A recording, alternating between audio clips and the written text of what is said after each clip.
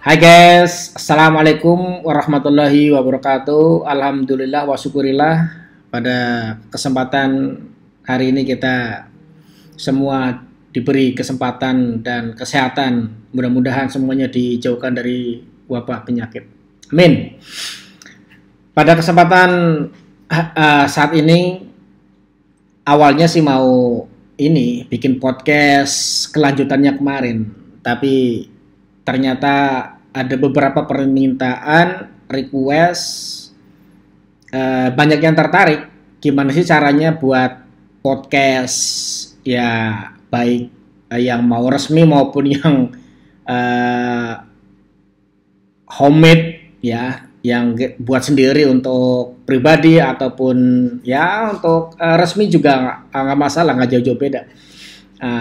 Jadi terkait masalah adanya permintaan, request, ya banyak yang nanya sih, Sep gimana sih buat studio untuk podcast? Ada juga yang nanya, itu habis berapa tuh biaya bikin podcast kayak gitu kira-kira? Nah, jadi ini sebetulnya jawaban dari pertanyaan-pertanyaan tersebut. Jadi podcast saya kebetulan podcast untuk channel pribadi, tujuannya juga ya bahas-bahas yang ringan-ringan saja sih. Cuma saya mau cerita enak supaya teman-teman kalau yang berminat mau buat studio podcast seperti ini, saya kasih gambaran mulai dari speknya sampai harganya saya buka di sini. Jadi rekan-rekan kalau mau buat studio podcast seperti ini, ada beberapa hal yang memang harus disiapkan. Yang pertama dari hardware, yang kedua juga software. Tapi dari beberapa pilihan kita cari yang ya speknya cukup saja, yang sedang, yang kedua juga terjangkau. Kalau saya ini dari alat-alat yang saya siapin itu nggak sampai 2 juta lah, di luar ini ya, di luar laptop, PC sama untuk editingnya ya. Jadi alat tambahan, perangkat yang digunakan untuk mixernya ataupun mic-nya kita anggarkan itu di bawah 2 juta. Itu sudah terjangkau menurut saya sih. Oke, yang pertama tentunya yang kita siapkan yang pertama adalah sebuah studio ruangan yang layak sajalah, disesuaikan dengan kebutuhan dan kemampuan. Yang kedua, kita siapkan hardware-nya dulu. Hardware yang pertama jelas laptop juga boleh, nggak masalah. PC juga oke, yang penting speknya ya middle sajalah, nggak usah terlalu tinggi. Yang kedua, setelah ada PC tentunya perangkat tambahan. Yang paling penting di sini ada namanya sound card atau mixer. Ada perbedaan antara sound card sama mixer. Saya juga pernah nyoba sound card. Ya, sound card itu bisa dibeli di toko musik yang jual-jual mikrofon, toa, itu pasti ada lah di situ. Kalau kebetulan di Pekanbaru ini banyak yang jual.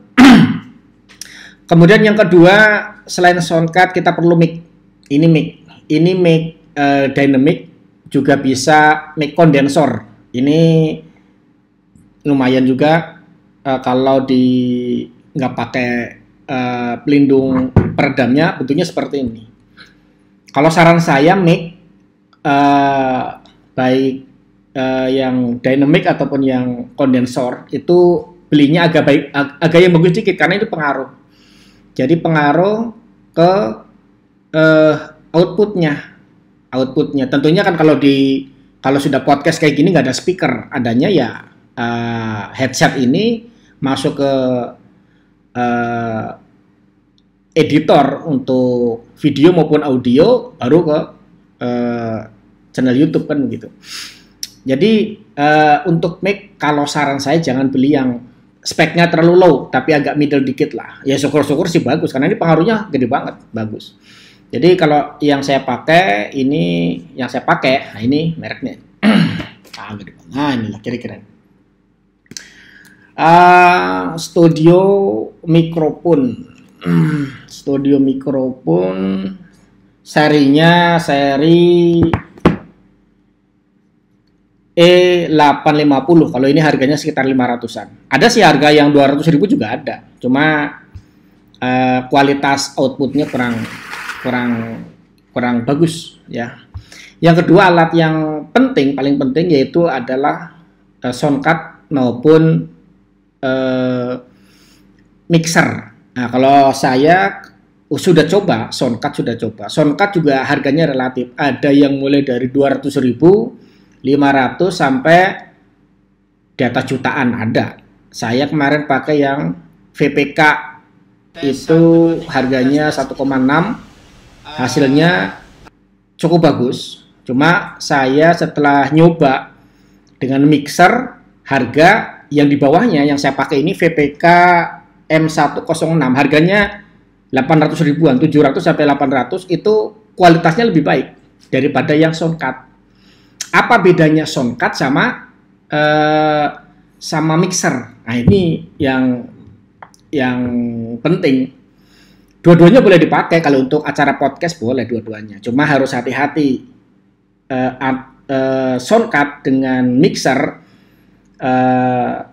secara profesional, kalau kita mau membuat podcast yang tentu audionya lebih baik, kalau saya pilihnya ke mixernya. Pengalaman saya pakai soundcard mereknya sama, VPK, yang dari 1,6 saya beli di toko di sini. Kemudian saya coba lagi mixer merek VPK juga, harganya jauh di bawahnya, setengahnya, malah hampir setengahnya. Itu saya sekarang cenderung pilih ke mixer, dan saya akhirnya pakai mixer sekarang, mixer VPK. Itu udah cukup buat saya, 800.000 itu udah cukup. Selanjutnya, yang penting juga salah satunya pendukung, yaitu software. Software tentunya ada dua, yang editing, video editing, dan audio editing. Kalau yang video saya kira udah jelas lah, masing-masing selera masing-masing. Tapi kalau yang audio saya pakainya Adobe Audio. Adobe Audio ini bisa mempengaruhi secara signifikan kualitas output daripada yang kita gunakan ini semuanya. Jadi ini perbedaannya, aku tunjuk ini. Sekarang tidak pakai Adobe Audio. Nah, kira-kira begini bunyinya. Oke, tes 1, 2, 3, suara tanpa editing Adobe. Nah, itu bunyinya begitu. Sekarang yang pakai Adobe, 1, 2, 3. Ini adalah suara dengan editing output dari Adobe Audio. Beda kan? Nah, iya itu. Nah, itu kira-kira gambaran perangkat yang kita perlukan untuk sebuah studio podcast seperti ini. Jadi pilihan banyak. Teman-teman mau yang murah, yang resepnya 3M, murah, meriah, mencret, ya itu boleh tadi itu. Mulai dari pakai hardware soundcard, mixer yang murah-murah juga boleh. Kemudian yang agak naik sedikit, menengah, harga sekitar 1 juta itu udah bagus sih, nggak ada masalah. Ini juga oke, termasuk punya saya, mixernya di bawah 1 juta, 700 sampai 800 kalau di toko. Kemudian yang selanjutnya yaitu mic. Kalau saran saya, mic-nya pakai mic yang kualitasnya agak middle sedikit, jangan terlalu low. Ini pengaruhnya gede kalau mic ini. Walaupun udah pakai mixernya bagus, pakai editing audio, tapi mic-nya terlalu low, ya pengaruhnya juga gede sih ke hasilnya gitu. Jadi kalau sasaran yang mic kondensor maupun yang dynamic ini ya middle. Saya ini udah harga 500 ribuan, ini udah bagus, menurut saya udah bagus, udah enak, udah bisa dipakai. Kemudian belinya tentunya lebih dari satu. Nah, mixer yang saya pakai ini sudah 4 channel, kemudian dua port untuk mic-nya. Jadi dipakai berdua kayak gini enak. Tapi kalau mau yang high lagi, tentu beli mixer yang lebih bagus lagi. Jadi port untuk mic-nya 4, 3 itu lebih enak lagi. Jadi kalau studionya mau yang sederhana ya cukup pakai punya saya udah cukup. Untuk 2 orang udah cukup. Tapi kalau mau yang lebih profesional lagi, undang banyak orang, 3 orang, beli mixernya yang lebih baik. Nah itu kira-kira gambaran secara umum. Kalau kita mau jelaskan detail satu persatu itu panjang kali, perlu session lain. Misalnya session apa perbedaan soundcard sama mixer, itu panjang sendiri. Kemudian bagaimana cara editing video dan audio untuk podcast, itu juga satu episode sendiri juga bisa itu. Bisa-bisa 3 gelas kopi itu baru habis itu. Nah itu kira-kira begitu gambarannya. Jadi studio podcast saya buat di rumah. Jadi di rumah ya, dengan alat yang ada ini udah cukup. Hasilnya juga seperti inilah kira-kira gambarnya gitu. Kalau kita mau detail lagi, fokus ke audio juga bisa. Kita edit lagi audio kita yang dihasilkan ini jadi sesuatu yang lebih baik lagi. Kita contoh seperti ini ya. Ini kita masuk ke Adobe Audio. Oke, kita lihat.